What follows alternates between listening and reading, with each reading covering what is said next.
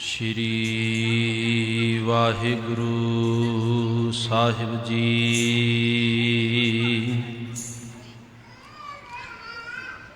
जब लो नहीं भाग लिलार उदय, तब लो भरमते फिरते बहुतायो। कल घोर समुंदर में बूढ़त थे, कबहु मिटह नहीं रे पछतायो। तत विचार जह मथुरा, जग तारण को अवतार बनायो। जप्यो जिन अर्जुन देव गुरु, फिर संकट जोन गर्भ ना आयो। जप्यो जिन अर्जुन देव गुरु, फिर संकट जोन गर्भ ना आयो। पतित पावन भगत वशल कृपा निधान शब्द गुरु साहिब श्री गुरु ग्रंथ साहिब जी महाराज जी दी पावन पवित्र गोद अंदर विराजमान गुरु रूप खालसा साध संगत जी, आप समूह संगतां पंजवें पातशाह शहीदां दे सरताज शांति दे पुंज बाणी के बोहिथ धन धन श्री गुरु अर्जन देव पातशाह महाराज जी दे शहीदी गुरपुरब नूं बड़ी शरधा भावना प्यार सत्कार दे नाल मना रहे हो, जो कि आप समूह संगतां ने सतगुरां दी किरपा सदका 40 दिन तो सतगुरां दी हजूरी अंदर बैठ करके साहिबां दे मुखार बिंद तो उचारण कीती हुई पावन गुरबाणी श्री सुखमणी साहिब जी दी बाणी दे जाप निरंतर 40 दिन कीते हन। अज लास्ट दिन दा समागम आप जी ने उलीकिया है। वड्डे उपराले दे नाल शाम दे 5 वजे तक दा समागम जो रखिया है, चौपहरे दा समागम है। संगत जी जिथे कि आप जी इन्हां दिनां दे विच गुरु अर्जन देव पातशाह महाराज जी दे शहीदी गुरपुरब नूं शरधा भावना दे नाल मनाउंदे हो, उथे नाल वेखना करो कि अज दे दिनां अंदर किन्नी तपस है, किन्नी गर्मी है। हजूर पातशाह महाराज जी का हिरदा किन्ना क ठंडा है, अंदरों किन्ने क ठंडे ने। सतगुरु पातशाह महाराज के जीवन दे विचों असी प्रेरणा लै करके कुछ सिक्ख्या नूं ग्रहण करना है। सिर्फ संगत जी ये ना होवे कि असी जिवें लोग वख वख नगरां दे विच, पिंडां दे विच, शहरां विच, मुहल्लियां विच गुरु साहिबां दे गुरपुरब मनाउंदे है, सिर्फ असीं भी किते गुरपुरब मनाउण तक ही सीमत ना रह जाइए। मनाउण दा असली मकसद हुंदा है कि उहदे विचों कुछ सिੱਖਿਆ प्राप्त करनी। साहिबां दे जीवन दे विचों असीं एक पंछी झात मारदियां होइयां कुछ सिੱਖਿਆ नूं ग्रहण करांगे, क्योंकि जिन्ना क समा मिलिया संगत जी उस समय दे विच हजूर दे गुण जिहड़े ने सारे बयान नहीं किए जा सकते। रसना थक सकती है पर गुरु अर्जन साहब महाराज की सिफत बयान नहीं कर सकते। सो इसलिए आओ हजूर तो आग्या प्राप्त कर करके लड़ी नूं प्रारंभ करिए, इतिहास नूं कुछ वाचना करिए। गुरु ग्रंथ साहिब पातशाह महाराज जी का दरबार सजिया होया है।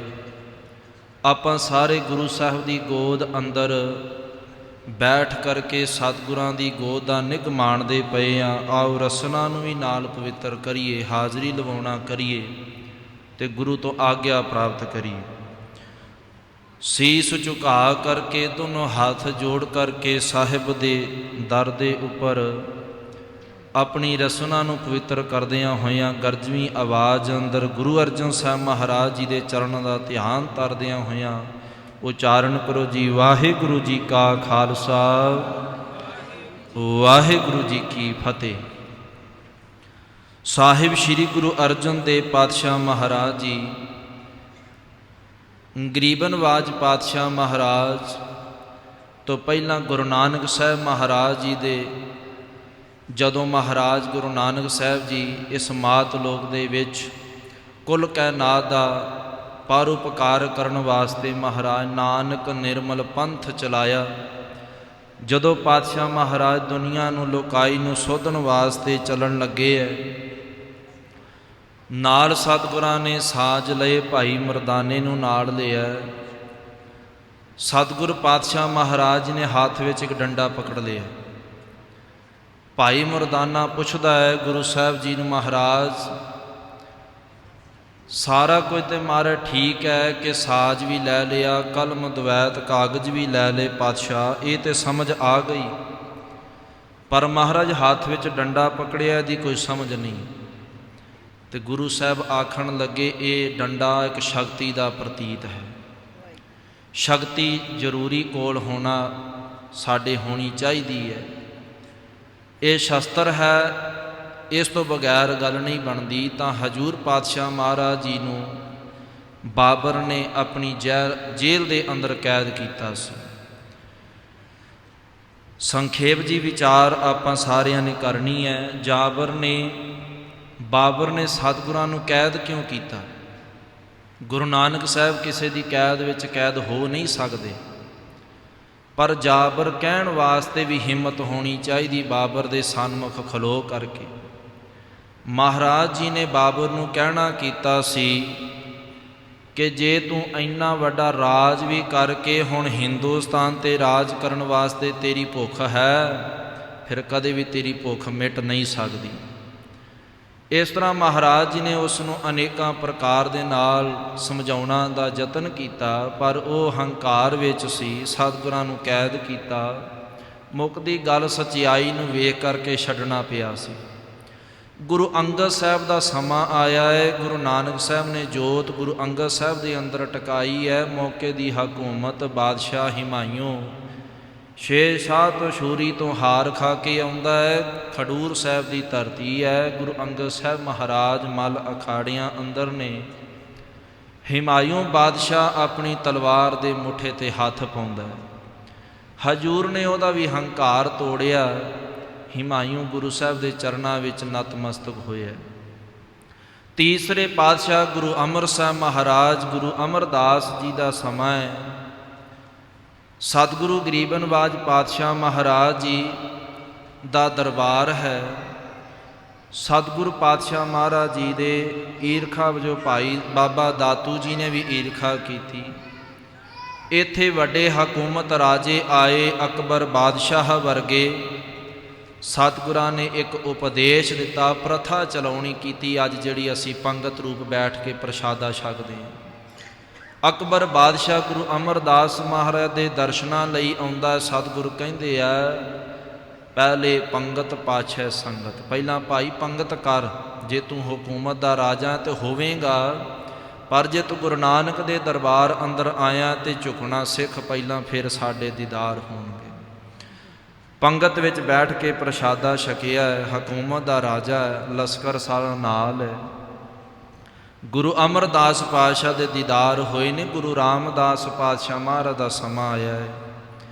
ਗੁਰੂ ਰਾਮਦਾਸ ਪਾਤਸ਼ਾਹ ਮਹਾਰਾਜ ਦੇ ਘਰ ਅੰਦਰ ਬਾਬਾ ਪ੍ਰਿਥੀ ਚੰਦ ਜੀ ਈਰਖਾ ਕਰਦੇ ਹੈ।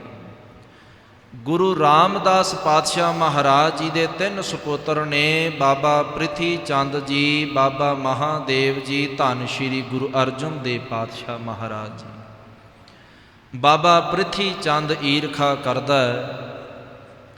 ਗੁਰੂ ਸਾਹਿਬਾਂ ਦੇ ਨਾਲ ਝਗੜਾ ਵੀ ਕਰਦਾ ਹੈ। ਤੇ ਗੁਰੂ ਰਾਮਦਾਸ ਪਾਤਸ਼ਾਹ ਮਹਾਰਾਜ ਜੀ ਆਪਣੇ ਪੁੱਤਰ ਬਾਬੇ ਪ੍ਰਿਥੀ ਚੰਦ ਨੂੰ ਸਮਝਾਉਣਾ ਕਰਦੇ ਹੈ। ਅੱਜ ਸਾਰਿਆਂ ਵਾਸਤੇ ਉਪਦੇਸ਼ ਹੈ। ਸਤਿਗੁਰੂ ਸੱਚੇ ਪਾਤਸ਼ਾਹ ਮਹਾਰਾਜ ਜੀ ਨੇ ਭਾਵੇਂ ਆਪਣੇ ਪੁੱਤਰ ਨੂੰ ਸਮਝਾਇਆ, ਪਰ ਉੱਥੇ ਸਾਨੂੰ ਵੀ ਨਾਲ ਸਮਝਾਉਣਾ ਕੀਤਾ। ਤੁਸੀਂ ਲਾਹੌਰ ਜਾਓਗੇ, ਉੱਥੇ ਡੇਰਾ ਸਾਹਿਬ ਗੁਰਦੁਆਰਾ ਸਾਹਿਬ ਦੇ ਜਿੱਥੇ ਤੁਸੀਂ ਦਰਸ਼ਨ ਕੀਤੇ ਆ ਜਾਂ ਕਰਨੇ ਨੇ, ਉੱਥੇ ਹਜੂਰ ਨੂੰ ਸ਼ਹੀਦ ਕੀਤਾ ਜਾਂਦਾ ਗੁਰੂ ਅਰਜਨ ਦੇਵ ਪਾਤਸ਼ਾਹ ਮਹਾਰਾਜ। ਉੱਥੇ ਲਾਹੌਰ ਵਿੱਚ ਇੱਕ ਲਾਲ ਖੂਹੀ ਹੈ ਜਿੱਥੇ ਗੁਰੂ ਅਰਜਨ ਸਾਹਿਬ ਮਹਾਰਾਜ ਨੂੰ ਤਸੀਹੇ ਦਿੱਤੇ ਜਾਂਦੇ। ਬਾਬੇ ਪ੍ਰਿਥੀ ਚੰਦ ਨੂੰ ਗੁਰੂ ਰਾਮਦਾਸ ਮਹਾਰਾਜ ਸਮਝਾਉਂਦਿਆਂ ਗੁਰਬਾਣੀ ਅੰਦਰ ਫਰਮਾਨ ਕਰਦੇ, ਕਾਹੇ ਪੂਤ ਝਗਰਤ ਹੋ ਸੰਗ ਬਾਪ, ਜਿਨ ਕੇ ਜਣੇ ਬੜੀਰੇ ਤੁਮ ਹੋ ਤਿਨ ਸਿਓ ਝਗਰਤ ਪਾਪ। ਭਾਈ, ਜਿਸ ਨੇ ਤੈਨੂੰ ਪੈਦਾ ਕੀਤਾ, ਤੈਨੂੰ ਪਾਲਿਆ ਪੋਸਿਆ, ਮਾਂ ਬਾਪ ਦੇ ਨਾਲ ਝਗੜਾ ਕਰਦਾ ਸਭ ਤੋਂ ਵੱਡਾ ਪਾਪ ਹੈ। ਜਿਸ ਧਨ ਦਾ ਤੂੰ ਗਰਭ ਕਰਦਾ ਹੈ, ਇਹ ਤੇਰੇ ਨਾਲ ਨਹੀਂ ਜਾਣਾ।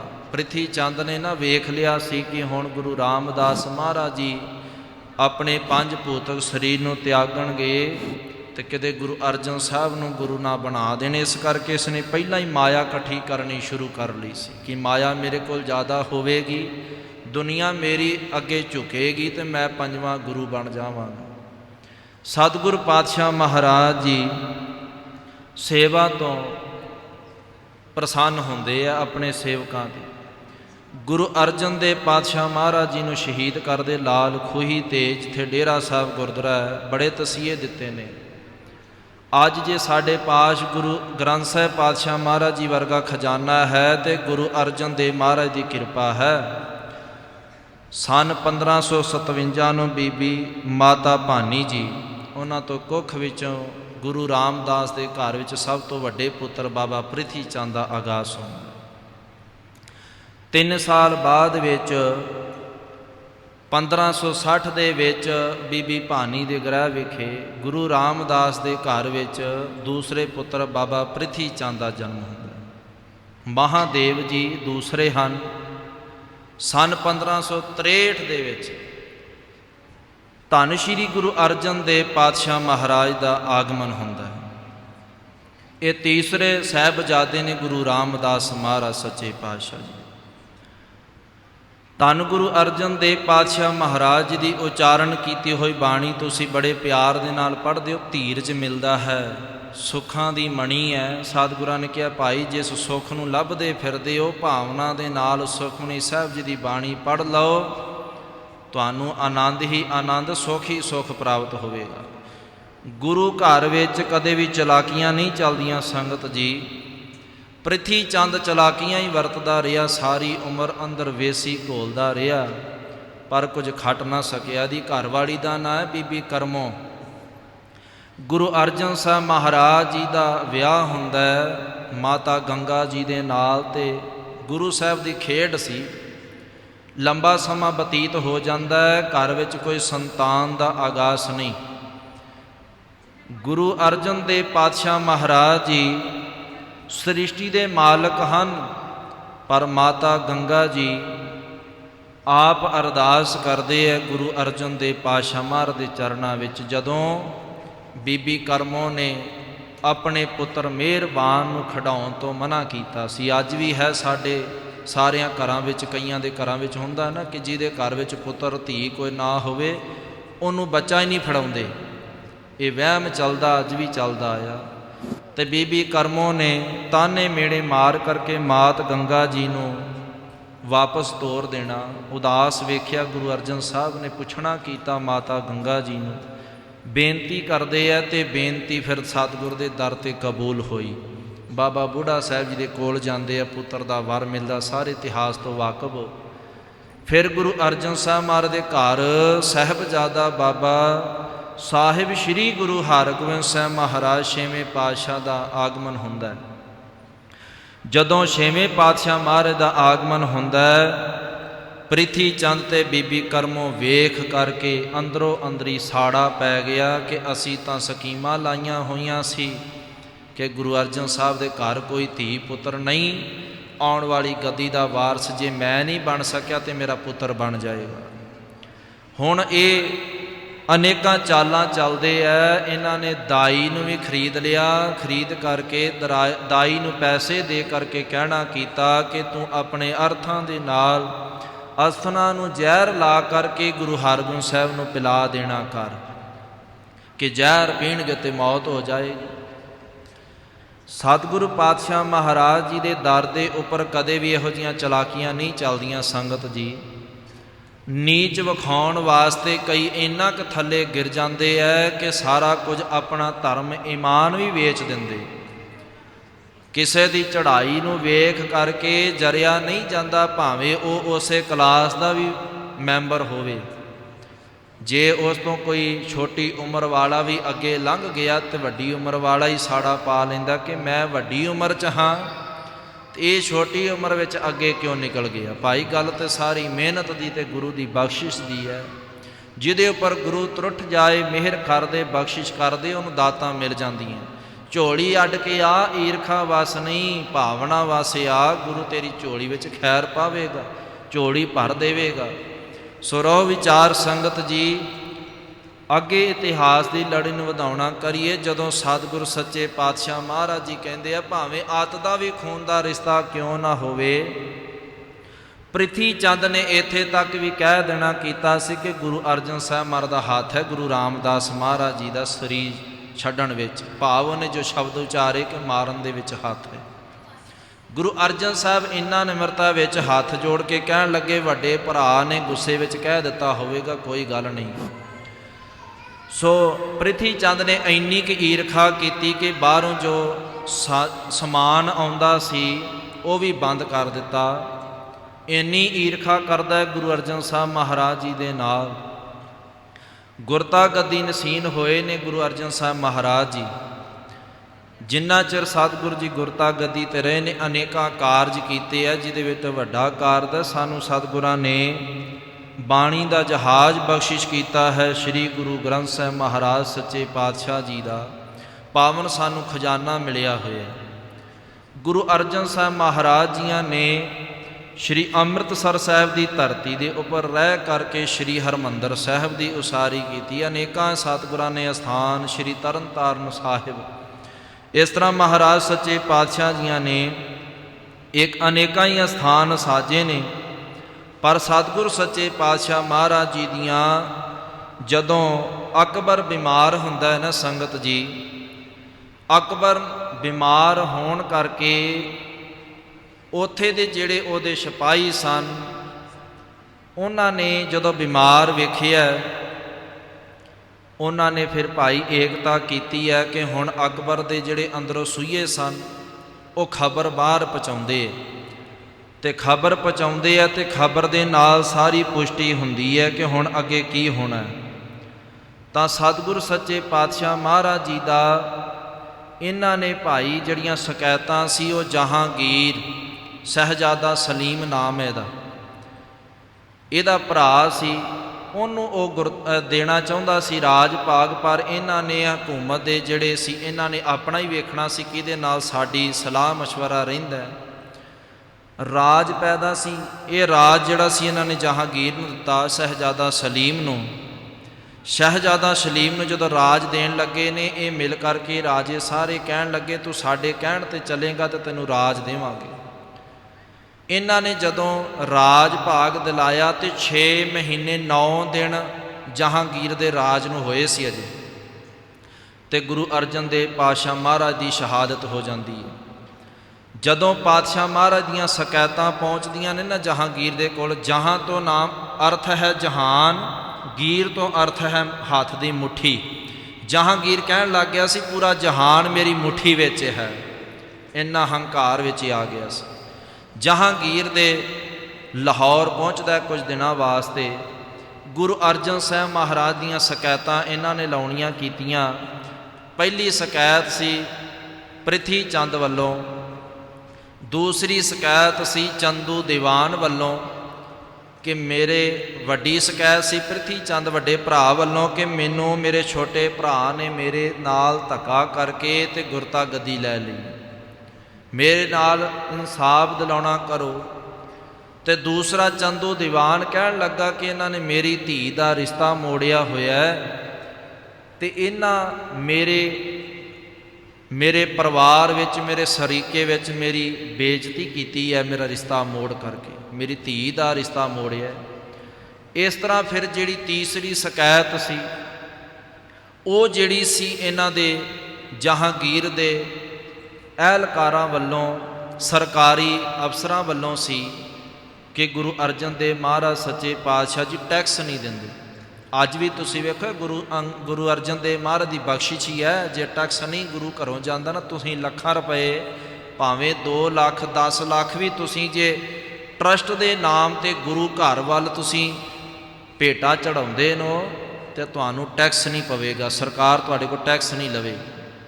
ਇਹ ਬਖਸ਼ਿਸ਼ ਹੈ ਤੇ ਗੁਰੂ ਅਰਜਨ ਸਾਹਿਬ ਮਹਾਰਾਜ ਨੇ ਕੀਤੀ ਹੈ। ਤੁਸੀਂ ਭਾਵੇਂ ਇੱਥੇ ਕਰੋੜਾਂ ਰੁਪਏ ਵੀ, ਅਰਬਾਂ ਰੁਪਏ ਵੀ ਗੋਲਕ ਦੇ ਵਿੱਚੋਂ ਨਿਕਲ ਜਾਏ, ਸਰਕਾਰ ਗੁਰੂ ਘਰ ਦੀ ਗੋਲਕ ਤੋਂ ਟੈਕਸ ਨਹੀਂ ਵਸੂਲਦੀ। ਇਹਨਾਂ ਨੇ ਟੈਕਸ ਦੀ ਮੰਗ ਕੀਤੀ ਹੈ। ਜਹਾਂਗੀਰ ਜਦੋਂ ਲਾਹੌਰ ਪਹੁੰਚਦਾ ਹੈ, ਜਦੋਂ ਵੀ ਕਿਸੇ ਮੁਲਜ਼ਮ ਨੂੰ ਸਜ਼ਾ ਦੇਣੀ ਹੁੰਦੀ ਹੈ ਨਾ, ਇਹਨਾਂ ਨੇ ਮੁਲਜ਼ਮ ਤੇ ਇਨਕਾਰ ਕਰ ਦਿੱਤਾ ਕਿ ਗੁਰੂ ਅਰਜਨ ਸਾਹਿਬ ਜੀ ਮੁਲਜ਼ਮ ਹਨ, ਤੇ ਇਹਨਾਂ ਨੇ ਕਿਹਾ ਕਿ ਸਾਡੇ ਮੁਲਜ਼ਮ ਨੇ, ਇਹਨਾਂ ਨੂੰ ਸਜ਼ਾ ਦੇਣੀ ਬਣਦੀ ਹੈ। ਪਰ ਜਦੋਂ ਵੀ ਸਜ਼ਾ ਦਿੰਦੇ ਸੀ ਪਹਿਲਾਂ ਸ਼ਰਤ ਰੱਖਦੇ ਸੀ ਕਿ ਤੂੰ ਆਪਣਾ ਜਿਹੜੀਆਂ ਸ਼ਿਕਾਇਤਾਂ ਆਈਆਂ ਉਹਨਾਂ ਦੇ ਬਾਬਤ ਤੂੰ ਦੱਸਣਾ ਕਰ, ਇਹ ਸ਼ਿਕਾਇਤ ਆਈ ਕਿਉਂ।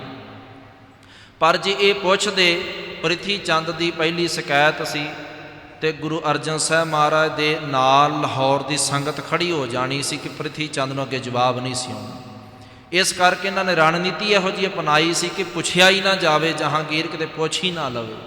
ਦੂਸਰੀ ਸੀ ਦੀਵਾਨ ਚੰਦੂ ਦੀਆਂ ਸ਼ਿਕਾਇਤਾਂ, ਤੇ ਜੇ ਦੀਵਾਨ ਚੰਦੂ ਦਾ ਉਹ ਪੁੱਛਣਾ ਕਰਦਾ ਤੇ ਗੁਰੂ ਅਰਜਨ ਦੇਵ ਪਾਤਸ਼ਾਹ ਮਹਾਰਾਜ ਨੇ ਕਹਿਣਾ ਸੀ ਇਹ ਸੰਗਤ ਦਾ ਫੈਸਲਾ, ਇਸ ਨੇ ਆਪਣੇ ਮੂੰਹ ਤੋਂ ਆਖਿਆ ਹੈ ਕਿ ਚੁਬਾਰੇ ਦੀ ਇੱਟ ਮੋਰੀ ਨੂੰ ਲਾ ਦਿੱਤੀ, ਭਾਵ ਗੁਰੂ ਘਰ ਨੂੰ ਇਸ ਨੇ ਛੋਟਾ ਆਖਿਆ ਤੇ ਆਪਣੇ ਆਪ ਨੂੰ ਵੱਡਾ ਆਖਿਆ, ਤੇ ਉੱਥੇ ਉਹਦੀ ਹਾਰ ਹੋ ਜਾਣੀ ਸੀ।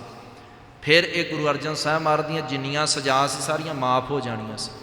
ਇਹਨਾਂ ਨੇ ਤੀਸਰੀ ਸ਼ਿਕਾਇਤ ਜਿਹੜੀ ਸੀ ਟੈਕਸ ਦੀ, ਉਹ ਵੀ ਗੁਰੂ ਅਰਜਨ ਸਾਹਿਬ ਮਹਾਰਾਜ ਨੂੰ ਪੁੱਛਿਆ ਨਹੀਂ ਕਿ ਟੈਕਸ ਕਿਉਂ, ਪਰ ਗੁਰੂ ਅਰਜਨ ਸਾਹਿਬ ਮਹਾਰਾਜ ਸੱਚੇ ਪਾਤਸ਼ਾਹ ਜੀ ਨੂੰ ਇਹਨਾਂ ਨੇ ਜਦੋਂ ਇਹ ਸਾਰੀਆਂ ਗੱਲਾਂ ਕੀਤੀਆਂ ਜਹਾਂਗੀਰ ਨੇ, ਤੇ ਗੁਰੂ ਅਰਜਨ ਸਾਹਿਬ ਮਹਾਰਾਜ ਕਹਿਣ ਲੱਗੇ ਜੇ ਰਹੀ ਗੱਲ ਟੈਕਸ ਦੀ, ਟੈਕਸ ਤੇ ਅਸੀਂ ਦੇ ਨਹੀਂ ਸਕਦੇ। ਕਿਉਂ ਮਹਾਰਾਜ, ਕਿਉਂ ਟੈਕਸ ਨਹੀਂ ਦੇਣਾ ਚਾਹੁੰਦੇ? ਮਹਾਰਾਜ ਕਹਿੰਦੇ ਮੇਰੇ ਕਿਰਤੀ ਸਿੱਖਾਂ ਦੀ ਮਿਹਨਤ ਦੀ ਘਾਲ ਕਮਾਈ ਹੈ, ਪਸੀਨਾ ਵਹਾ ਵਹਾ ਕੇ ਉਹਨਾਂ ਨੇ ਪੈਸਾ ਕਮਾ ਕਰਕੇ ਗੁਰੂ ਘਰ ਗੁਰੂ ਨਾਨਕ ਦੇ ਦਰਬਾਰ ਅੰਦਰ ਸ਼ਰਧਾ ਦੇ ਨਾਲ ਪਿਆਰ ਦੀ ਭੇਟਾ ਇੱਥੇ ਅਰਪਣ ਕੀਤੀ ਹੈ, ਤੇ ਮੈਂ ਤੁਹਾਨੂੰ ਟੈਕਸ ਨਹੀਂ ਦੇ ਸਕਦਾ। ਤੇਰੀ ਸਜ਼ਾ ਮੈਨੂੰ ਮਨਜ਼ੂਰ ਹੈ ਪਰ ਮੈਂ ਟੈਕਸ ਨਹੀਂ ਦੇ ਸਕਦਾ। ਹਾਂ, ਕੋਈ ਇੱਥੇ ਭੁੱਖਾ ਆ ਜਾਏ ਉਸ ਨੂੰ ਪ੍ਰਸ਼ਾਦਾ ਮਿਲ ਜਾਏਗਾ, ਕੋਈ ਨੰਗਾ ਆ ਜਾਏ ਉਸ ਨੂੰ ਕੱਪੜੇ ਮਿਲ ਜਾਣਗੇ, ਕੋਈ ਲੋੜਵੰਦ ਆ ਜਾਏ ਇਸ ਗੋਲਕ ਅੰਦਰੋਂ ਦੀ ਲੋੜ ਪੂਰੀ ਹੋ ਸਕਦੀ ਹੈ, ਪਰ ਟੈਕਸ ਸਰਕਾਰਾਂ ਨੂੰ ਨਹੀਂ ਦਿੱਤਾ ਜਾ ਸਕਦਾ। ਇਨਕਾਰ ਕਰ ਦਿੱਤਾ ਰਹੋ। ਸੋ ਅੱਗੇ ਲੜੀ ਨੂੰ ਵਧਾਵਾਂ। ਸਾਰਿਆਂ ਤੋਂ ਸਤਿਗੁਰਾਂ ਨੇ ਮੁਨਕਰ ਹੋ ਕਰਕੇ ਜਦੋਂ ਇਹ ਗੱਲ ਕਹੀ, ਫਿਰ ਜਹਾਂਗੀਰ ਕਹਿਣ ਲੱਗਾ ਕਿ ਮਹਾਰਾਜ ਫਿਰ ਮੈਂ ਕੁਝ ਨਹੀਂ ਕਰ ਸਕਦਾ, ਸਜ਼ਾ ਸੁਣਾ ਦਿੱਤੀ, ਸਜ਼ਾਏ ਮੌਤ। ਪਰ ਇਹ ਜਹਾਂਗੀਰ ਜਿਹੜਾ ਸੀ ਫਿਰ ਕਸ਼ਮੀਰ ਵੱਲ ਨੂੰ ਚਲਾ ਗਿਆ ਤੇ ਕਹਿ ਕੇ ਗਿਆ ਸੀ ਕਿ ਹੁਣ ਤੁਸੀਂ ਜਾਣੋ ਤੇ ਚੰਦੂ ਜਾਣੇ। ਇਹ ਗੱਲ ਕਹਿ ਕੇ ਆਪ ਤੁਰ ਗਿਆ। ਚੰਦੂ ਨੇ ਫਿਰ ਇਤਿਹਾਸ ਵਿੱਚ ਆਉਂਦਾ ਕਿ ਆਪਣੀਆਂ ਹੁਣ ਮਨ ਮਰਜ਼ੀਆਂ ਦੇ ਨਾਲ ਸਜ਼ਾ ਦੇਣੀ ਚਾਹੀ। 5 ਦਿਨ ਤੱਕ ਗੁਰੂ ਅਰਜਨ ਸਾਹਿਬ ਨੂੰ ਆਪਣੇ ਕੋਲ ਇਹਨੇ ਕੈਦ ਵਿੱਚ ਰੱਖਿਆ।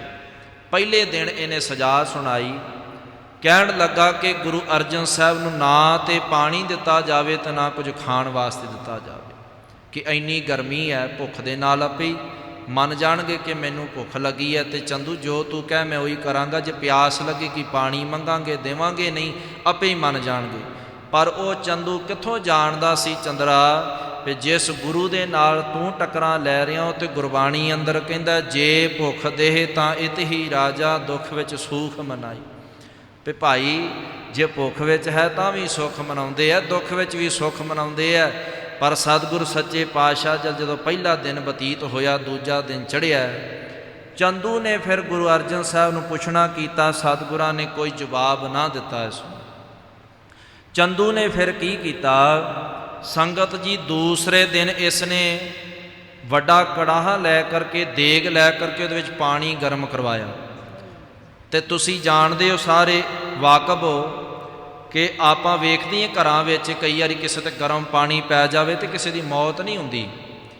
ਉਹ ਜਿਹੜਾ ਚੰਦੂ ਸੀ ਇਸ ਚੀਜ਼ ਤੋਂ ਵਾਕਫ ਸੀ ਕਿ ਜੇ ਪਾਣੀ ਵਿੱਚ ਥੋੜ੍ਹਾ ਚਿਰ ਵੀ ਪਾਵਾਂਗੇ ਤੇ ਮੌਤ ਤੇ ਹੋਣੀ ਨਹੀਂ, ਹਾਂ ਸਰੀਰ ਦੀ ਜਿਹੜੀ ਚਮੜੀ ਉਹ ਉਦੜ ਜਾਏਗੀ। ਇਸ ਚੰਦੂ ਨੇ ਪਾਣੀ ਗਰਮ ਕਰਾਇਆ ਤੇ ਗੁਰੂ ਅਰਜਨ ਸਾਹਿਬ ਨੂੰ ਪਾਣੀ ਵਿੱਚ ਤੱਤੇ 'ਚ ਬਿਠਾ ਕੇ ਛੇਤੀ ਦੇ ਨਾਲ ਬਾਹਰ ਕਢਾ ਲਿਆ। ਸਾਰੇ ਸਰੀਰ ਤੇ ਫਲੂਏ ਹੋ ਗਏ, ਜ਼ਖਮ ਹੋ ਗਏ। ਕਹਿੰਦਾ ਹੁਣ ਮੰਨ ਜਾਓ। ਗੁਰੂ ਅਰਜਨ ਸਾਹਿਬ ਫਿਰ ਵੀ ਬੋਲੇ ਨਾ। ਤੀਸਰਾ ਦਿਨ ਚੜ੍ਹਦਾ ਹੈ ਤੇ ਹੁਣ ਕਹਿੰਦਾ ਜੇ ਹੁਣ ਵੀ ਨਹੀਂ ਮੰਨੇ ਤੇ ਫਿਰ ਇਸ ਨੇ ਲੋਹ ਤੱਤੀ ਕਰਵਾਈ ਹੈ।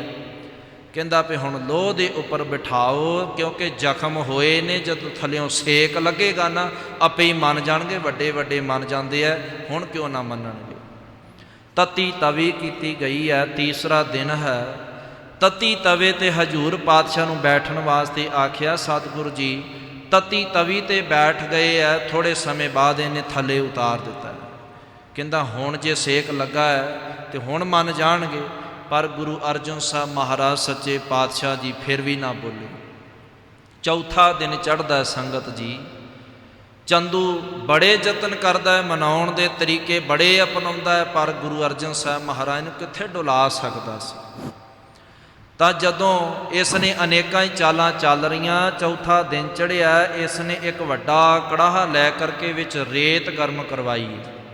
ਇੱਕ ਪਾਸੇ ਰੇਤ ਗਰਮ ਹੁੰਦੀ ਪਈ ਹੈ ਤੇ ਦੂਸਰੇ ਪਾਸੇ ਲੋਹ ਜਿਹੜੀ ਸੀ ਉਹਨੂੰ ਇੰਨਾ ਕੁ ਤਪਾ ਦਿੱਤਾ, ਇੰਨਾ ਕੁ ਤਪਾ ਦਿੱਤਾ ਕਿ ਲੋਹ ਜਿਹੜੀ ਸੀ ਆਪਣਾ ਰੰਗ ਬਦਲ ਗਈ। ਉਸ ਲੋਹ ਦਾ ਸੂਹਾ ਲਾਲ ਰੰਗ ਉਹਦੇ ਵਿੱਚੋਂ ਭਖਦਾ ਪਿਆ, ਉਹਦੇ ਵਿੱਚੋਂ ਧੂੰਆਂ ਨਿਕਲਦਾ ਪਿਆ ਕਿ ਜਦੋਂ ਹੁਣ ਬੈਠਣਗੇ ਤੇ ਹੁਣ ਤਾਂ ਫਿਰ ਮੰਨ ਹੀ ਜਾਣਗੇ। ਤੇ ਗੁਰੂ ਅਰਜਨ ਸਾਹਿਬ ਮਹਾਰਾਜ ਦੇ ਕੋਲੋਂ ਆਪਣੇ ਆਪ ਤੁਰਿਆ ਨਹੀਂ ਸੀ ਜਾਂਦਾ। ਸਿਪਾਹੀਆਂ ਨੇ ਨਾਲ ਲੈ ਕਰਕੇ ਜਦੋਂ ਤੱਤੀ ਤਵੀ ਵੱਲ ਨੂੰ ਵਧੇ ਨੇ ਤਾਂ ਸਤਿਗੁਰ ਸੱਚੇ ਪਾਤਸ਼ਾਹ ਨੂੰ ਸਿਪਾਹੀ ਲੈ ਕਰਕੇ ਜਾਂਦੇ ਨੇ। ਚੰਦੂ ਰੋਕਦਾ ਹੈ ਕਿ ਹੁਣ ਹੀ ਗੁਰੂ ਅਰਜਨ ਸਾਹਿਬ ਮਹਾਰਾਜ ਨੂੰ ਕਹਿੰਦਾ ਹੁਣ ਮੰਨ ਜਾਓ। ਕੱਲ੍ਹ ਤੇ ਤੱਤੀ ਤਵੀ ਤੋਂ ਥੱਲੇ ਉਤਾਰ ਦਿੱਤਾ ਸੀ, ਅੱਜ ਮੈਂ ਤੱਤੀ ਤਵੀ ਤੋਂ ਥੱਲੇ ਨਹੀਂ ਉਤਾਰਾਂਗਾ, ਔਰ ਨਾਲ ਤੱਤੀ ਰੇਤਾ ਵੀ ਸੀਸ ਵਿੱਚ ਪਾਵਾਂਗਾ ਸਿਰ ਦੇ ਵਿੱਚ। ਹੁਣ ਤਾਂ ਮੈਂ ਤੁਹਾਨੂੰ ਥੱਲੇ ਉਤਾਰਨ ਦਾ ਹੁਕਮ ਨਹੀਂ ਦੇਵਾਂਗਾ। ਗੁਰੂ ਅਰਜਨ ਸਾਹਿਬ ਬੋਲੇ ਨਹੀਂ। ਸਿਪਾਹੀਆਂ ਦੇ ਨਾਲ ਚੱਲਦੇ ਚੱਲਦੇ ਜਦੋਂ ਲੋਹ ਦੇ ਕੋਲ ਜਾਂਦੇ ਆ ਤੇ ਰੁਕ ਜਾਂਦੇ ਆ। ਥੋੜ੍ਹਾ ਜਿਹਾ ਪਿੱਛੇ ਰੁਕਦੇ ਨੇ। ਚੰਦੂ ਬੜਾ ਮੁਸਕਰਾਇਆ ਕਿ ਲੱਗਦਾ ਹੁਣ ਗੱਲ ਬਣ ਗਈ। ਕਹਿਣ ਲੱਗਾ ਮਹਾਰਾਜ ਮੈਂ ਪਹਿਲਾਂ ਹੀ ਤੁਹਾਨੂੰ ਕਹਿੰਦਾ ਪਿਆ ਸਾਂ ਕਿ ਲੋਹ ਕੱਲ੍ਹ ਵਾਲੀ ਨਹੀਂ, ਅੱਜ ਲੋਹ ਦਾ ਰੰਗ ਬਦਲਿਆ ਹੋਇਆ ਜੇ। ਚਲੋ ਅਜੇ ਵੀ ਕੁਝ ਵਿਗੜਿਆ ਨਹੀਂ, ਮੈਂ ਤੁਹਾਡਾ ਇਲਾਜ ਕਰਵਾ ਦੇਵਾਂਗਾ, ਤੁਸੀਂ ਠੀਕ ਹੋ ਜਾਓਗੇ, ਮੇਰੀਆਂ ਸ਼ਰਤਾਂ ਮੰਨ ਲਓ। ਗੁਰੂ ਅਰਜਨ ਸਾਹਿਬ ਕਹਿਣ ਲੱਗੇ ਉਹ ਚੰਦੂ ਹੁਣ ਬੋਲੇ ਨੇ ਮਹਾਰਾਜ ਸੱਚੇ ਪਾਤਸ਼ਾਹ। ਕਹਿੰਦੇ ਚੰਦੂ ਤੇਰੀ ਤੱਤੀ ਲੋਹ ਵੇਖ ਕੇ ਮੈਂ ਨਹੀਂ ਰੁਕਿਆ, ਮੈਂ ਇਸ ਕਰਕੇ ਰੁਕਿਆ ਹਾਂ ਕਿ ਜਿਹੜੀ ਲੋਹ ਤੇ ਤੂੰ ਅੱਜ ਸਾਨੂੰ ਬਿਠਾ ਕਰਕੇ ਸ਼ਹਾਦਤ ਦੇਣੀ ਚਾਹੁੰਦਾ ਹੈ, ਉਸ ਲੋਹ ਦਾ ਅਜੇ ਵੀ ਰੰਗ ਉਹ ਨਹੀਂ ਭਖਿਆ ਕਿ ਜਿਹੜੀ ਸਾਨੂੰ ਸ਼ਹਾਦਤ ਦੇ ਸਕੇ। ਤੇਰੀ ਅਜੇ ਵੀ ਇਹ ਕੀਤੀ ਹੋਈ ਜਿਹੜੀ ਚਾਲ ਹੈ ਇਹ ਫਿੱਕੀ ਪੈ ਜਾਵੇ। ਚੰਦੂ ਨੇ ਬਥੇਰਾ ਸਮਝਾਇਆ ਪਰ ਨਾ ਸਤਿਗੁਰ ਸੱਚੇ ਪਾਤਸ਼ਾਹ ਮਹਾਰਾਜ ਉਹਦੀਆਂ ਗੱਲਾਂ ਵਿੱਚ ਨਾ ਆਏ। ਸਤਿਗੁਰ ਪਾਤਸ਼ਾਹ ਮਹਾਰਾਜ ਜੀ ਅੱਗੇ ਵੱਧਦੇ ਹੈ। ਜਦੋਂ ਮਹਾਰਾਜ ਜੀ ਨੂੰ ਤੱਤੀ ਤਵੀ ਤੇ ਬਿਠਾਇਆ ਜਾਂਦਾ ਸੰਗਤ ਜੀ, ਨਾਲ ਇਸ ਨੇ ਜਲਾਦ ਪੜਭੁੰਜੇ ਨੂੰ ਕਹਿ ਦਿੱਤਾ ਕਿ ਸਿਰ ਵਿੱਚ ਤੱਤੀ ਰੇਤਾ ਪਾ। ਜਦੋਂ ਤੱਤੀ ਰੇਤਾ ਸਿਰ ਵਿੱਚ ਪਾਈ ਹੈ, ਸਤਿਗੁਰ ਸੱਚੇ ਪਾਤਸ਼ਾਹ ਆਪਣੇ ਮੁਖਾਰ ਬਿੰਦ ਤੋਂ ਉਚਾਰਦੇ ਆ, ਤੇਰਾ ਕੀਆ ਮੀਠਾ ਲਾਗੈ ਹਰ ਨਾਮ ਪਦਾਰਥ ਨਾਨਕ ਮੰਗੈ। ਸਤਿਗੁਰ ਸੱਚੇ ਪਾਤਸ਼ਾਹ ਗੁਰਬਾਣੀ ਉਚਾਰਦੇ ਪਏ ਹੈ। ਸੰਗਤ ਜੀ ਇਤਿਹਾਸ ਦੇ ਬੋਲ ਨੇ। ਜਿਹੜਾ ਜਲਾਦ ਪੜਭੁੰਜਾ ਸੀ, ਸਿਰ ਵਿੱਚ ਤੱਤੀ ਰੇਤਾ ਪਾਉਂਦਾ ਸੀ, ਉਹਦੀਆਂ ਭੁੱਬਾਂ ਨਿਕਲ ਗਈਆਂ। ਗੁਰੂ ਅਰਜਨ ਸਾਹਿਬ ਜੀ ਮਹਾਰਾਜ ਕਹਿੰਦੇ ਪੜਭੁੰਜਿਆ ਤੂੰ ਕਿਉਂ ਭੁੱਬਾਂ ਮਾਰ ਕੇ ਰੋਂਦਾ ਪਿਆ, ਤੂੰ ਕਿਉਂ ਵੈਰਾਗ ਕਰਦਾ ਪਿਆ? ਤੇਰਾ ਤਾਂ ਪੁਸ਼ਟਾਂ ਦਾ ਕੰਮ ਸੀ ਕਿ ਤੂੰ ਜਲਾਦਾਂ ਨੇ ਮੌਤ ਦੇ ਘਾਟ ਉਤਾਰਨਾ। ਪੜਭੁੰਜਾ ਅੱਗਿਓਂ ਹੱਥ ਜੋੜ ਕੇ ਕਹਿਣ ਲੱਗਾ ਗੁਰੂ ਅਰਜਨ ਸਾਹਿਬ ਮਹਾਰਾਜ, ਹਾਂ ਮੇਰਾ ਪੁਸ਼ਟਾਂ ਦਾ, ਮੇਰੇ ਖਾਨਦਾਨੀ ਇਹ ਕੰਮ ਹੈ, ਪਰ ਮਹਾਰਾਜ ਜੀ ਮੈਂ ਵੀ ਬੜੇ ਮੌਤ ਦੇ ਘਾਟ ਉਤਾਰੇ ਨੇ, ਪਰ ਅੱਜ ਤੱਤੀ ਤਵੀ ਤੇ ਬੈਠ ਕਰਕੇ ਮਹਾਰਾਜ ਤੇਰਾ ਇੰਨਾ ਕਿ ਹਿਰਦਾ ਠਰਿਆ ਹੋਇਆ ਮਹਾਰਾਜ ਜੀ ਜਿਹੜਾ ਮੈਨੂੰ ਵੀ ਠਾਰਦਾ ਜਾ ਰਿਹਾ। ਆਖੋ ਸਤਨਾਮ। ਮਹਾਰਾਜ ਜੀ ਤਤੀ ਤਵੀ ਨੇ ਸੇਕ ਤੁਹਾਨੂੰ ਕੀ ਦੇਣਾ, ਜਿਹੜਾ ਮੈਂ ਜਲਾਦ ਇੰਨਾ ਅੰਦਰੋਂ ਤਪਿਆ ਹੋਇਆ, ਮੇਰਾ ਹਿਰਦਾ ਠਰਦਾ ਜਾ ਰਿਹਾ। ਸਤਿਗੁਰ ਸੱਚੇ ਪਾਤਸ਼ਾਹ ਕਹਿਣ ਲੱਗੇ, ਪੜਪੂੰਜਿਆ ਤੂੰ ਆਪਣਾ ਕੰਮ ਪੂਰਨ ਕਰ। ਉਧਰੋਂ ਜਹਾਂਗੀਰ ਕਹਿੰਦਾ ਪੜਪੂੰਜੇ ਨੂੰ ਕਿ ਤੂੰ ਰੇਤਾ ਪਾਉਣੀ ਬੰਦ ਕਿਉਂ ਕੀਤੀ ਹੈ, ਤੈਨੂੰ ਸਜ਼ਾ ਦੇਵਾਂਗਾ, ਨਹੀਂ ਤੇ ਰੇਤਾ ਪਾ। ਗੁਰੂ ਅਰਜਨ ਸਾਹਿਬ ਦਾ ਹੁਕਮ ਮੰਨ ਕੇ ਪੜਪੂੰਜੇ ਨੇ ਫਿਰ ਆਪਣਾ ਕੰਮ ਸ਼ੁਰੂ ਕੀਤਾ। ਤੇ ਗੁਰੂ ਅਰਜਨ ਸਾਹਿਬ ਨੇ ਕਿਹਾ, ਪੜਪੂੰਜਿਆ ਜੇ ਤੂੰ ਅੱਜ ਅੰਦਰੋਂ ਪਿਘਲ ਗਿਆ, ਜੇ ਤੂੰ ਅੱਜ ਨੇਤਰ ਦੇ ਅੰਦਰ ਵੈਰਾਗ ਦੇ ਨਹੀਰ ਵਹਾ ਦਿੱਤੇ ਨੇ, ਜਾਂ ਫਿਰ ਜਿੱਦਣ ਤੂੰ ਇਸ ਮਾਤ ਲੋਕ ਤੋਂ ਜਾਏਗਾ ਉਦੋਂ ਤੇਰੀਆਂ ਪੁਸ਼ਟਾਂ ਤੱਕ ਤੈਨੂੰ ਕਹਿੰਦੇ ਅਮਰ ਕਰ ਦਿੱਤਾ। ਸਤਿਗੁਰ ਸੱਚੇ ਪਾਤਸ਼ਾਹ ਕਹਿਣ ਲੱਗੇ ਤੇਰੀ ਮੁਕਤੀ ਹੋ ਜਾਵੇਗੀ। ਸੰਗਤ ਜੀ ਉਸ ਦਿਨ ਤੋਂ ਬਾਅਦ ਫਿਰ ਪੜਪੂੰਜੇ ਨੇ ਜਹਾਂਗੀਰ ਦੇ ਅੰਦਰ ਜਾਂ ਹੋਰ ਕਿਤੇ ਵੀ ਇਹ ਫਿਰ ਕਿਸੇ ਨੂੰ ਮੌਤ ਦੇ ਘਾਟ ਉਤਾਰਨ ਦਾ ਕੰਮ ਨਹੀਂ ਸੀ ਕੀਤਾ, ਇਸ ਨੇ ਛੱਡ ਦਿੱਤਾ। ਜਦੋਂ ਗੁਰੂ ਅਰਜਨ ਸਾਹਿਬ ਨੇ ਬਚਨ ਕੀਤਾ ਸੀ ਨਾ ਤੇਰੀ ਮੁਕਤੀ ਹੋਵੇਗੀ, ਫਿਰ ਇਹ ਜਿੰਨੇ ਵੀ ਕੜਾਹੇ ਰੇਤਾਂ ਦੇ ਭੜ ਭੜ ਪਾਉਂਦਾ ਸੀ ਤੇ ਮੁਖ ਤੋਂ ਉੱਚੀ ਉੱਚੀ ਉਚਾਰਦਾ ਸੀ, ਧੰਨ ਸ਼੍ਰੀ ਗੁਰੂ ਅਰਜਨ ਦੇਵ ਮਹਾਰਾਜ, ਧੰਨ ਸ਼੍ਰੀ ਗੁਰੂ ਅਰਜਨ ਦੇਵ ਜੀ ਮਹਾਰਾਜ। ਇਸ ਤਰ੍ਹਾਂ ਕਰਦਿਆਂ ਕਰਦਿਆਂ ਸੰਗਤ ਜੀ ਗੁਰੂ ਅਰਜਨ ਸਾਹਿਬ ਮਹਾਰਾਜ ਜੀ ਤਤੀ ਤਵੀ ਤੋਂ ਫਿਰ ਜਦੋਂ ਬਾਅਦ ਵਿੱਚ ਮਹਾਰਾਜ ਨੂੰ ਉਤਾਰਦੇ ਆ, ਨਾ ਇਹ ਸ਼ਹਾਦਤ ਕਰ ਸਕੇ। ਪਰ ਗੁਰੂ ਅਰਜਨ ਸਾਹਿਬ ਮਹਾਰਾਜ ਜੀ ਨੇ ਫਿਰ ਅਖੀਰ ਵਿੱਚ ਆਪਣੀ ਮਹਾਰਾਜ ਨੇ ਤਮੰਨਾ ਰੱਖੀ ਹੈ ਕਿ ਹੁਣ ਰਾਵੀ ਦਰਿਆ ਦੇ ਵਿੱਚ ਅਸੀਂ ਇਸ਼ਨਾਨ ਕਰਨਾ। ਇਹ ਸੁਣ ਕਰਕੇ ਗੁਰੂ ਜਹਾਂਗੀਰ ਹੋਰ ਬੜਾ ਖੁਸ਼ ਹੋਇਆ ਕਿ ਹੁਣ ਜਦੋਂ ਸਰੀਰ ਉੱਪਰ ਜ਼ਖਮ ਹੋਣ ਤੇ ਜਦੋਂ ਪਾਣੀ ਠੰਡਾ ਠੰਡਾ ਲੱਗੇਗਾ ਤੇ ਫਿਰ ਤਾਂ ਚੀਕਾਂ ਹੀ ਨਿਕਲਣਗੀਆਂ ਨਾ। ਆਪਾਂ ਵੇਖਦੇ ਜ਼ਖਮ ਦੇ ਉੱਤੇ ਮਾੜਾ ਜਿਹਾ ਪਾਣੀ ਪੈ ਜਾਵੇ ਕਿਵੇਂ ਚੀਸ ਨਿਕਲਦੀ ਅੰਦਰੋਂ।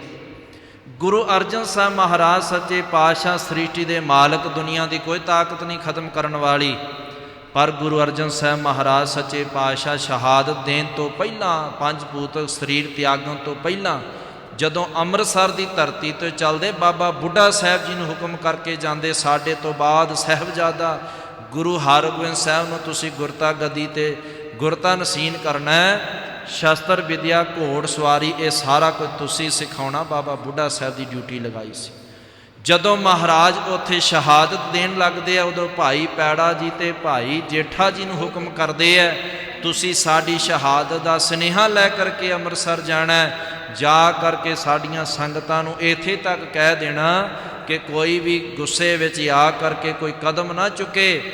ਇਹ ਸਾਰਿਆਂ ਨੇ ਹੁਕਮ ਮੰਨ ਕੇ ਰਹਿਣਾ ਹੈ। ਜਦੋਂ ਮਹਾਰਾਜ ਦੀ ਤਤੀ ਤਵੀ ਤੇ ਬੈਠੇ, ਸੀਸ ਵਿੱਚ ਰੇਤਾ ਪੈ ਰਹੀ ਹੈ, ਉਸ ਵੇਲੇ ਸਾਈਂ ਮੀਆਂ ਮੀਰ ਜੀ ਵੀ ਆ ਕਰਕੇ, ਜਿਹੜੇ ਇਸਲਾਮ ਦੇ ਵਿੱਚ ਉੱਚਦੇ ਪੀਰ ਅਖਵਾਏ ਜਾਂਦੇ ਨੇ, ਸਭ ਤੋਂ ਵੱਡੇ ਉੱਚਦੇ ਪੀਰ ਨੇ, ਉਹਨਾਂ ਨੇ ਵੀ ਆ ਕਰਕੇ ਗੁਰੂ ਅਰਜਨ ਸਾਹਿਬ ਦੇ ਸਨਮੁਖ ਹੱਥ ਜੋੜ ਕਰਕੇ, ਮਨ ਭਰੇ ਹੋਏ ਅੱਖਾਂ ਦੇ ਨਾਲ ਨੀਰ ਵਗਦਾ ਪਿਆ ਤੇ ਹੱਥ ਜੋੜ ਕੇ ਕਿਹਾ ਸੀ ਗੁਰੂ ਅਰਜਨ ਸਾਹਿਬ ਮਹਾਰਾਜ ਜੀਆਂ ਨੂੰ, ਹੇ ਸਾਈਂ ਜੀ, ਹੇ ਅੱਲਾਹ ਤਾਲਾ ਦੇ ਨੂਰ, ਖੁਦਾ ਪਰਮੇਸ਼ਰ ਵਾਹਿਗੁਰੂ, ਇਹ ਕੀ ਕਹਿਰ ਵਰਤ ਰਿਹਾ, ਇੱਕ ਵਾਰ ਹੁਕਮ ਕਰ ਦਿਓ, ਦਿੱਲੀ ਤੇ ਲਾਹੌਰ ਦੀ ਇੱਟ ਨਾ ਇੱਟ ਖੜਕਾ ਦੇਵਾਂਗੇ। ਗੁਰੂ ਅਰਜਨ ਸਾਹਿਬ ਮਹਾਰਾਜ ਜੀ ਕਹਿਣ ਲੱਗੇ, ਸਾਈਂ ਜੀ ਇੰਨਾ ਬਲ ਕਿੱਥੋਂ ਮਿਲਿਆ?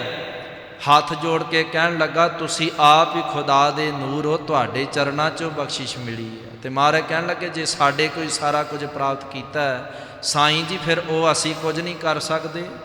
ਹੱਥ ਜੋੜ ਕੇ ਕਹਿੰਦਾ, ਮਹਾਰਾਜ ਤੁਹਾਡੇ ਤੇ ਹੱਥ ਵਿੱਚ ਪੂਰਾ ਕੁੱਲ ਕਾਇਨਾਤ ਹੈ, ਤੁਸੀਂ ਤਾਂ ਮਹਾਰਾਜ ਇਸ਼ਾਰੇ ਮਾਤਰ ਹੀ ਸਾਰਾ ਕੁਝ ਕਰ ਸਕਦੇ। ਮਹਾਰਾਜ ਜੀ ਨੇ ਸਾਈਂ ਜੀ ਨੂੰ ਫਿਰ ਕਰਨ ਤੋਂ ਮਨਾ ਕੀਤਾ ਤੇ ਭਾਈ ਪੈੜਾ ਜੀ ਤੇ ਭਾਈ ਜੇਠਾ ਜੀ ਨੂੰ ਹੁਕਮ ਕਰਦੇ ਆ ਕਿ ਅੰਮ੍ਰਿਤਸਰ ਦੀ ਧਰਤੀ ਤੇ ਜਾ ਕਰਕੇ ਤੁਸੀਂ ਸਿੱਖਾਂ ਨੂੰ ਹੁਕਮ ਦੇਣਾ ਹੈ ਕਿ ਕਿਸੇ ਨੇ ਭਾਈ ਗੁੱਸੇ ਵਿੱਚ ਆ ਕਰਕੇ ਕੋਈ ਕਦਮ ਨਹੀਂ ਚੁੱਕਣਾ, ਗੁਰੂ ਸਾਹਿਬ ਜੀ ਦੇ ਹੁਕਮ ਨੂੰ ਮੰਨ ਕਰਕੇ ਭਾਣੇ ਵਿੱਚ ਰਹਿਣਾ। ਭਾਈ ਜੇਠਾ ਜੀ, ਭਾਈ ਪ੍ਰਾਣਾ ਜੀ ਨਾਲ ਹੈ। ਜਦੋਂ ਰਾਵੀ ਤੇ ਦਰਿਆ ਤੇ ਸਤਿਗੁਰੂ ਇਸ਼ਨਾਨ ਕਰਦੇ ਆ ਤੇ ਆਪਣੇ ਸਰੀਰ ਨੂੰ ਸ਼ਾਂਤ ਕਰ ਦਿੰਦੇ, ਪੰਜ ਪੁੱਤਰ ਸਰੀਰ ਚੋਲਾ ਤਿਆਗ ਦਿੰਦੇ। ਸੰਗਤ ਜੀ, ਜਿਹੜਾ ਗੁਰੂ ਅਰਜਨ ਦੇਵ ਪਾਤਸ਼ਾਹ ਮਹਾਰਾਜ ਜਲਾਦ ਪੜਪੂੰਜਾ ਜਿਹੜਾ ਸਿਰ ਵਿੱਚ ਰੇਤਾ ਪਾਉਂਦਾ ਸੀ, ਉਹਦਾ ਮਹਾਰਾਜ ਜੀ ਮੁਕਤੀ ਦਾ ਆਧਾਰ ਕਰ ਸਕਦੇ। ਅਸੀਂ ਤਾਂ ਫਿਰ ਗੁਰੂ ਦੇ ਸਿੱਖ ਹਾਂ, ਸਿੱਖਾਂ ਦੇ ਘਰ ਪੈਦਾ ਹੋਏ, ਗੁਰੂ ਸਾਹਿਬ ਨੇ ਸਾਡੇ ਤੇ ਬਖਸ਼ਿਸ਼ ਕੀਤੀ। ਅਸੀਂ ਜਿੰਨੇ ਵੀ ਬੈਠੇ ਆ, ਭਾਵੇਂ ਉਹ ਕੋਈ ਹਿੰਦੂ ਹੈ, ਭਾਵੇਂ ਮੁਸਲਮਾਨ ਹੈ, ਜੇ ਗੁਰੂ ਦਾ ਸਿੱਖ ਹੈ, ਗੁਰੂ ਦੇ ਹੁਕਮ ਦੇ ਵਿੱਚ ਚੱਲਦਾ, ਭਾਵੇਂ ਉਹ ਇਸਲਾਮ ਦੇ ਵਿੱਚ ਹੀ ਹੈ, ਭਾਵੇਂ ਉਹ ਸਨਾਤਨ ਮਤ ਵਿੱਚ ਜੇ ਉਹ ਆਪਣੇ ਗੁਰੂ ਦਾ ਹੁਕਮ ਮੰਨਦਾ ਹੈ ਨਾ, ਗੁਰੂ ਉਹਦੀ ਵੀ ਬਾਂਹ ਫੜਦਾ। ਜ਼ਰੂਰੀ ਨਹੀਂ ਕਿ ਸਿੱਖ ਸਾਰਿਆਂ ਨੂੰ ਕਿਹਾ ਜਾਂਦਾ, ਸਿੰਘ ਹੁੰਦਾ ਜਿਹੜਾ ਗੁਰੂ ਦਾ ਅੰਮ੍ਰਿਤਧਾਰੀ, ਪਰ ਸਿੱਖ ਅਸੀਂ ਸਾਰੇ ਹੀ ਹੈ। ਸਤਿਗੁਰ ਪਾਤਸ਼ਾਹ ਮਹਾਰਾਜ ਜੀ ਨੇ ਜੇ ਉਹਦਾ ਉਧਾਰ ਕਰ ਸਕਦੇ ਆ ਤੇ ਫਿਰ ਆਪਾਂ ਵੀ ਰੋਜ਼ ਅਰਦਾਸ ਕਰਿਆ ਕਰੀਏ। ਭੱਟ ਸਾਹਿਬਾਨ ਕੀ ਉਚਾਰਦੇ, ਰੋਜ਼ ਤੁਸੀਂ 40 ਦਿਨ ਇਹ ਪਾਵਨ ਸ਼ਬਦ ਗਾਇਨ ਕੀਤਾ, ਜਪਿਓ ਜਿਨ ਅਰਜਨ ਦੇਵ ਗੁਰੂ, ਫਿਰ ਸੰਕਟ ਜੋਨ ਗਰਭ ਨਾ ਆਇਓ। ਜਿਨ੍ਹਾਂ ਨੇ ਭਾਵਨਾ ਕਰਕੇ ਗੁਰੂ ਅਰਜਨ ਸਾਹਿਬ ਨੂੰ ਜਪਣਾ ਕੀਤਾ, ਮਹਾਰਾਜ ਮੁੜ ਉਹਨਾਂ ਨੂੰ ਜੂਨਾਂ ਵਿੱਚ ਨਹੀਂ ਜੇ ਪੈਣ ਦੇਂਦੇ, 84 ਦਾ ਆਵਾਗੁਣ ਮੁਕਾ ਦਿੰਦੇ। ਸਤਿਗੁਰ ਕਿੰਨੀ ਬਖਸ਼ਿਸ਼ ਕਰਦੇ ਆ, ਰਹਿਮਤਾਂ ਕਰਦੇ। ਇਤਿਹਾਸ ਬਹੁਤ ਲੰਬੇਰਾ ਸੰਗਤ ਜੀ, ਚਿੱਤ ਕਰਦਾ ਮਹਾਰਾਜ ਦਾ ਇਤਿਹਾਸ ਸੁਣਾਈ ਜਾਈਏ, ਸਤਿਗੁਰ ਦਾ ਇਤਿਹਾਸ ਬਿਆਨ ਕਰੀ ਜਾਈਏ। ਸਤਿਗੁਰ ਕਿਰਪਾ ਕਰਨ, ਰਹਿਮਤਾਂ ਕਰਨ। ਇਹ ਸਿੱਖਿਆ ਮਿਲਦੀ ਹੈ ਭਾਈ, ਗੁਰੂ ਸਾਹਿਬ ਦੇ ਨਾਮ ਨੂੰ ਜਪ ਕਰਕੇ, ਗੁਰੂ ਸਾਹਿਬ ਦੇ ਦ੍ਰਿੜਾਏ ਹੋਏ ਮਾਰਗ 'ਤੇ ਚੱਲ ਕਰਕੇ ਆਪਣੇ ਜੀਵਨ ਦੇ ਬਾਜੀ ਨੂੰ ਜਿੱਤਣਾ ਕਰੀਏ। ਸੰਗਤ ਜੀ, ਜਦੋਂ ਬਾਅਦ ਵਿੱਚ 6ਵੇਂ ਪਾਤਸ਼ਾਹ ਮਹਾਰਾਜ ਗੁਰੂ ਬਣਦੇ ਆ, ਛੋਟੀ ਜੀ ਆਪ ਜੀ ਨਾਲ ਇਹ ਘਟਨਾ ਸਾਂਝੀ ਕਰਕੇ ਫਿਰ ਖਿਮਾ ਵੱਲ ਵਧਾਂ।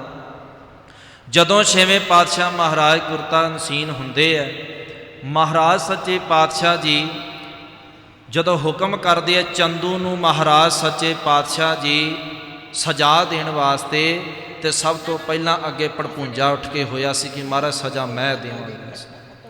ਇਤਿਹਾਸ ਵਿੱਚ ਆਉਂਦਾ, ਭੜਪੂੰਜੇ ਨੇ ਉੱਚੀ ਉੱਚੀ ਬੋਲ ਕਰਕੇ ਧੰਨ ਸ਼੍ਰੀ ਗੁਰੂ ਅਰਜਨ ਦੇਵ ਮਹਾਰਾਜ, ਧੰਨ ਸ਼੍ਰੀ ਗੁਰੂ ਅਰਜਨ ਦੇਵ ਮਹਾਰਾਜ ਜੀ, ਇਸ ਨੇ ਮਾਰ ਮਾਰ ਕੇ ਚੰਦੂ ਦੀ ਮੌਤ ਕਰ ਦਿੱਤੀ ਸੀ। ਸਤਿਗੁਰ ਪਾਤਸ਼ਾਹ ਮਹਾਰਾਜ ਨੇ ਫਿਰ ਜਹਾਂਗੀਰ ਨੂੰ ਮੌਤ ਦੇ ਘਾਟ ਉਤਾਰਿਆ। ਗੁਰੂ ਹਰਗੋਬਿੰਦ ਸਾਹਿਬ ਮਹਾਰਾਜ ਐਡੇ ਬੜੀ ਬਹਾਦਰ ਯੋਧੇ ਸਨ ਮਹਾਰਾਜ। ਮਹਾਰਾਜ ਕਹਿੰਦੇ 5 ਪਿਆਲੇ 5 ਪੀਰ, 6ਠਾਂ ਪੀਰ ਬੈਠਾ ਗੁਰ ਭਾਰੀ, ਅਰਜਨ ਕਾਇਆ ਪਲਟ ਕੈ, ਮੂਰਤ ਹਰ ਗੋਬਿੰਦ ਸਵਾਰੀ, ਚੱਲੀ ਪੀੜੀ ਸੋਢੀਆਂ, ਰੂਪ ਦਿਖਾਵਣ ਵਾਰੋ ਵਾਰੀ, ਦਲ ਭੰਜਨ ਗੁਰ ਸੂਰਮਾ ਵਡ ਜੋਧਾ, ਬਹੁ ਪਰ ਉਪਕਾਰੀ। ਐਡੇ ਵੱਡੇ ਬਲੀ ਬਹਾਦਰ 7 ਫੁੱਟ ਤੋਂ ਉੱਚੇ ਜਵਾਨ ਮਹਾਰਾਜ, ਜਦੋਂ ਮਹਾਰਾਜ ਜੀ ਜੰਗ ਵਿੱਚ ਮਹਾਰਾਜ ਸੱਚੇ ਪਾਤਸ਼ਾਹ ਜਾਂਦੇ ਸਨ, ਇੱਕ ਘੋੜਾ ਮਹਾਰਾਜ ਜੀ ਨੂੰ ਲੈ ਕਰਕੇ ਜਾ ਨਹੀਂ ਸੀ ਸਕਦਾ, ਇੰਨਾ ਬਲ ਸੀ ਸਤਿਗੁਰ ਦੇ ਅੰਦਰ। 2 ਘੋੜੇ ਜਾਂਦੇ ਸੀ। ਇਤਿਹਾਸ ਵਿੱਚ ਆਉਂਦਾ ਗੁਲ ਸਤਿਗੁਰ ਜੀ ਦੇ 2 ਘੋੜੇ, ਗੁਲਬਾਗ ਤੇ ਦਿਲਬਾਗ। ਸਤਿਗੁਰ ਜੀ ਦੇ ਦੋਵੇਂ ਘੋੜੇ ਨਾਲ ਚੱਲਦੇ ਸਨ। ਰਸਤੇ ਵਿੱਚ ਮਹਾਰਾਜ ਨੂੰ ਘੋੜਾ ਬਦਲਣਾ ਪੈਂਦਾ ਸੀ, ਇੰਨਾ ਬਲ ਸੀ ਸਤਿਗੁਰ ਦੇ ਸਰੀਰ ਦਾ। ਇੱਕ ਘੋੜਾ ਥੱਕ ਜਾਂਦਾ ਸੀ, ਜਿਵੇਂ ਕਹਿ ਲਈਏ ਇੱਥੋਂ ਦਿੱਲੀ ਤੱਕ ਹੀ ਮਹਾਰਾਜ ਨੇ ਜਾਣਾ ਹੋਵੇ ਤੇ ਮਹਾਰਾਜ ਨੂੰ ਇੱਕ ਘੋੜਾ ਨਹੀਂ ਸੀ ਲਿਜਾ ਸਕਦਾ, ਇੰਨਾ ਬਲ ਸੀ। ਸਤਿਗੁਰ ਪਾਤਸ਼ਾਹ ਮਹਾਰਾਜ ਜੀ ਨੇ ਫਿਰ ਇਹਨਾਂ ਨੂੰ ਸਾਰਿਆਂ ਨੂੰ ਸਜਾ ਦਿੱਤੀਆਂ। ਗੁਰੂ ਅਰਜਨ ਸਾਹਿਬ ਮਹਾਰਾਜ ਦੀ ਸ਼ਹਾਦਤ ਤੋਂ ਬਾਅਦ 6ਵੇਂ ਪਾਤਸ਼ਾਹ ਗੁਰਤਾ ਨਸੀਨ ਹੋਏ। ਪਾਤਸ਼ਾਹ ਮਹਾਰਾਜ ਜੀ ਦਾ ਕੱਲ੍ਹ ਨੂੰ ਸ਼ਹੀਦੀ ਗੁਰਪੁਰਬ ਹੈ। ਆਪ ਸੰਗਤਾਂ ਦੇ ਸਹਿਯੋਗ ਦੇ ਨਾਲ ਗੁਰਦੁਆਰਾ ਸਾਹਿਬ ਵਿਖੇ ਗੁਰਬਾਣੀ ਦੇ ਪ੍ਰਵਾਹ ਚੱਲ ਰਹੇ ਨੇ, ਜਿਨ੍ਹਾਂ ਦੇ ਕੱਲ੍ਹ ਨੂੰ ਭੋਗ ਪੈਣਗੇ। 10:30 ਵਜੇ ਤੋਂ ਦੀਵਾਨ ਦੀ ਆਰੰਭਤਾ ਹੋਵੇਗੀ। 10:30 ਤੋਂ 11:30 ਭਾਈ ਹਰਵਿੰਦਰ ਸਿੰਘ ਜੀ ਹਜੂਰੀ ਰਾਗੀ ਜਥਾ, ਅਤੇ 11:30 ਤੋਂ 12:45 ਵਜੇ ਤੱਕ ਭਾਈ ਕੁਲਦੀਪ ਸਿੰਘ ਜੀ ਹਜੂਰੀ ਰਾਗੀ ਸੱਚਖੰਡ ਸ੍ਰੀ ਹਰਿਮੰਦਰ ਸਾਹਿਬ ਵਾਲੇ ਪਹੁੰਚ ਰਹੇ ਹੈ। ਆਪ ਜੀ ਨੇ ਕੱਲ੍ਹ ਦੇ ਦੀਵਾਨਾਂ ਵਿੱਚ ਵੀ ਹਾਜ਼ਰੀ ਲਵਾ ਕਰਕੇ ਗੁਰੂ ਜਸ ਸਰਵਣ ਕਰਕੇ ਲਾਹਾ ਪ੍ਰਾਪਤ ਕਰਨਾ। ਜੋ ਅੱਜ ਦਾ ਸਮਾਗਮ ਹੈ, ਇਹ ਗੁਰਦੁਆਰਾ ਸਾਹਿਬ ਦੀ ਸਮੂਹ ਸਾਧ ਸੰਗਤ, ਇਸਤਰੀ ਸੰਗਤ ਵੱਲੋਂ 40 ਦਿਨ ਤੋਂ ਜੋ ਸ੍ਰੀ ਸੁਖਮਨੀ ਸਾਹਿਬ ਦੇ ਪਾਠਾਂ ਦੀ ਲੜੀ ਪ੍ਰਾਰੰਭ ਹੋਈ ਸੀ, ਅੱਜ ਚੁਪਹਿਰੇ ਦੇ ਰੂਪ ਅੰਦਰ ਸੰਪੂਰਨਤਾ ਹੈ। ਇੰਨੀਆਂ ਕੁ ਬੇਨਤੀਆਂ ਪ੍ਰਵਾਨ ਕਰਨੀਆਂ। ਦਾਸ ਪਾਸੋਂ ਪੰਛੀ ਝਾਤ ਪਾਉਂਦਿਆਂ ਗੁਰੂ ਸਾਹਿਬ ਦੇ ਇਤਿਹਾਸ ਅੰਦਰ ਅਨੇਕ ਪ੍ਰਕਾਰ ਦੀਆਂ ਭੁੱਲਾਂ ਗਲਤੀਆਂ ਹੋ ਗਈਆਂ ਹੋਣਗੀਆਂ। ਸਤਿਗੁਰ ਦੇ ਉਪਦੇਸ਼ ਨੂੰ ਹਿਰਦੇ ਅੰਦਰ ਵਸਾਉਣ ਦਾ ਯਤਨ ਕਰਨਾ, ਦਾਸ ਦੀਆਂ ਭੁੱਲਾਂ ਝੋਲੀ ਵਿੱਚ ਪਾ ਕਰਕੇ ਖਿਮਾ ਬਖਸ਼ਣੀ, ਅੱਗੇ ਤੋਂ ਆਸੀਸ ਦੇਣੀ। ਦੇਹੋ ਸਜਣ ਅਸੀਸੜੀਆਂ, ਜਿਉ ਹੋਵੇ ਸਾਹਿਬ ਸਿਉ ਮੇਲ। ਗੱਜ ਕੇ ਆਖੋ ਵਾਹਿਗੁਰੂ ਜੀ ਕਾ ਖਾਲਸਾ, ਵਾਹਿਗੁਰੂ ਜੀ ਕੀ ਫਤਿਹ।